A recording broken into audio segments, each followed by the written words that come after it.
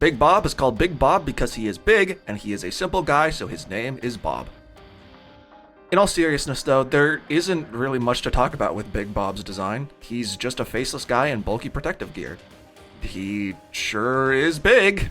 To be fair to him though, I'm all for this kind of design, especially in gachas. Bob is kind of just a normal guy really, both in character and appearance. He just wants his people to be safe. His normalcy as a design matches his normalcy as a character. Additionally, he is the first ever Arknights event boss, so easing us in with what is essentially a big ol' reunion guy makes sense. Big Bob has just enough detail to make him more notable than standard reunion soldiers, but not that much detail as to overcomplicate his design or make him look like a world-ending threat that must be taken down at all costs. Big Bob's design and character don't aspire to be much, and as an early event boss, I think that's exactly what he needs. Technically, I could also talk about Big Adam here, and yeah, that sure is the same design, but red.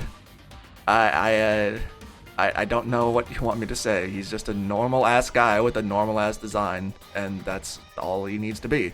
And you know what? I might as well cover Pompeii here too. Pompeii is a massive Originium slug, one of many who were forced to dig deeper and deeper into the volcano they lived in due to their main source of food being illegally mined. It certainly looks cool, and it's easy to tell that this is a state that no slug should ever be in. It's oversized and bloated with a fiery center. Pompeii is similar to Big Bob in that they're both essentially just enemies that we've already fought before, cranked up in scale to the point where they've actually become named characters with story relevance. But I mean, it's a slug. There isn't really any personality to display. Once again, in a similar fashion to Big Bob though, Pompeii is a very early event boss, one who barely even appears in said event. It's an antagonistic force of nature. You could say that Pompeii's grotesque and abnormal design represents how careless environmental destruction can twist and contort the wildlife and ecosystem, but again, it's just a big slug. Pompeii and Big Bob, despite being completely different from each other, both fill the exact same role. They're early game enemies promoted to boss fight status, meant to act as stepping stones toward the more grandiose events that take place later on.